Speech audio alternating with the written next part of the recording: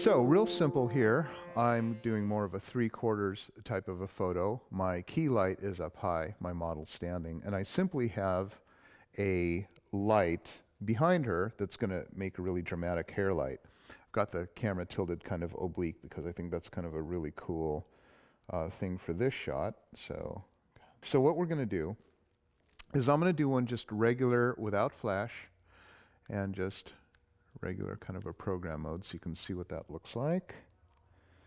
And okay, so this is available light.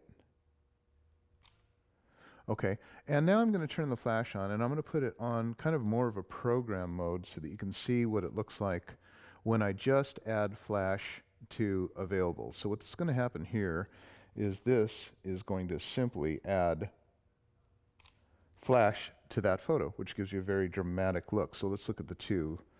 We have that one and that one. See the difference between the two? It's quite a dramatic difference, actually. And let's do one with a red background, just to give us a little bit more variety. Okay, same pose as before. Look up toward the light. Nice. And there. So now, okay, and this is just plain hair light with no color. So that's really kind of dramatic. So here you go. We'll do it one more time. We'll go like that. And then let's do one with just regular program and ISO, just kind of normal so that we can see what it looks like. And we'll turn the flash off. And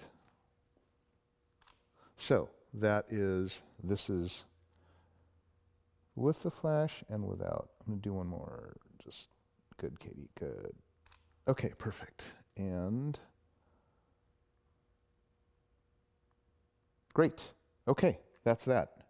So again, really simple. 2 light setup, 2 light spheres with snoot converters, a combination of gels and colors.